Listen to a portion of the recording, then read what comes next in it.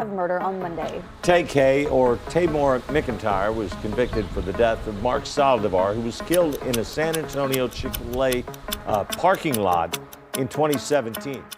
Bagaimana rasanya hidup dalam pelarian sementara di luar sana jutaan orang di seluruh dunia berjoget dan merayakan suaramu? Di era digital hari ini, batas antara kenyataan dan hiburan seringkali menjadi kabur. Kasus Taika adalah salah satu studi kasus paling kelam dan paling gila dalam sejarah industri musik modern. Seorang anak berusia 16 tahun, buronan paling dicari di Amerika Serikat, berhasil mencetak hits Billboard Hot 100 bukan karena kejeniusannya di studio rekaman, melainkan karena lagunya adalah sebuah surat pengakuan dosa yang direkam saat ia lari dari kejaran polisi. Semuanya berakar pada musim panas 2016 di Mansfield, Texas. Tamor McIntyre, yang tergabung dalam sebuah kelompok kriminal lokal, merencanakan sebuah perampokan rumah. Rencananya sederhana, mengambil narkoba dan uang tunai. Namun situasi berubah menjadi pertumpahan darah ketika salah satu rekan mereka menembak mati seorang pemuda berusia 21 tahun bernama Ethan Walker. TK dan beberapa tersangka lainnya langsung ditangkap oleh penegak hukum. Karena usianya, ia awalnya ditempatkan dalam tahanan rumah dengan pengawasan ketat berupa gelang monitor pergelangan kaki, ankle monitor. Tapi bagi remaja yang tumbuh di lingkungan kekerasan jalanan, aturan hukum tidak ada artinya. Pada Maret 2017, tepat sebelum sidang penentuan, apakah ia akan diadili sebagai orang dewasa, yang berarti ancaman hukuman seumur hidup. Taika membuat keputusan nekat. Ia memotong gelang monitor di pergelangan kakinya, kabur dari rumah, dan mengunggah cuitan provokatif di Twitter yang langsung viral di kalangan komunitas underground.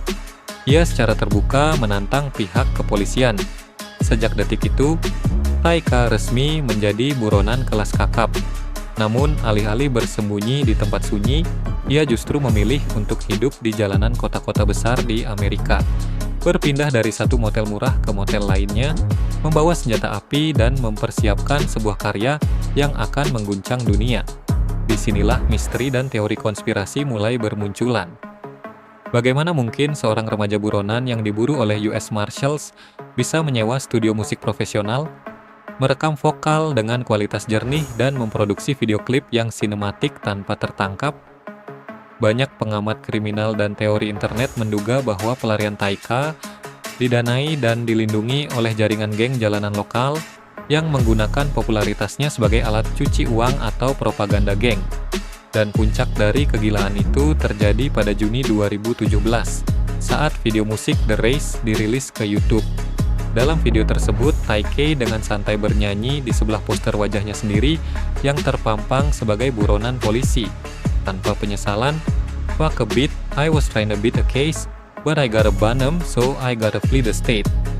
Persetan dengan ketukan beat, aku tadinya mau lolos dari kasus garis miring, tapi aku menembak mereka jadi aku harus kabur dari negara bagian. Internet bereaksi di luar dugaan. Alih-alih mengecam tindakannya, publik terhipnotis oleh sensasi bahaya yang nyata. Tagar-tagar Free Taika menggema di seluruh platform. Orang-orang menggunakan lagunya sebagai latar musik tantangan menari, membuat remix dan meromantisasi pelariannya sebagai bentuk pemberontakan anak muda. Lagu ini melesat naik menembus tangga lagu Billboard Hot 100, mengumpulkan puluhan juta penayangan. Dunia maya merayakan musiknya tanpa peduli bahwa setiap pemutaran lagu tersebut adalah catatan harian dari seorang buronan yang sedang mempermainkan keadilan atas nyawa yang telah hilang. Pelarian itu tidak berlangsung selamanya. Tepat di hari yang sama saat video musik The Race dirilis dan meledak di internet, persembunyian TK di New Jersey berhasil dilacak. Aparat keamanan mengepung kamar motelnya dan membawanya kembali ke Texas dalam rantai besi. Pelarian selama 3 bulan resmi berakhir, namun nasi telah menjadi bubur. Proses persidangan berjalan panjang dan melelahkan. Pada Juli 2019, juri menjatuhkan vonis bersalah atas dakwaan perampokan berat. Di usia yang baru menginjak 19 tahun, Taika dijatuhi hukuman total 55 tahun penjara.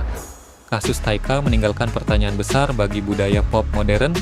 Kapan kita berhenti melihat kejahatan sebagai tragedi dan mulai melihatnya sebagai konten hiburan? Taika mendapatkan ketenaran abadi yang ia inginkan, jutaan penggemar dan status legenda internet.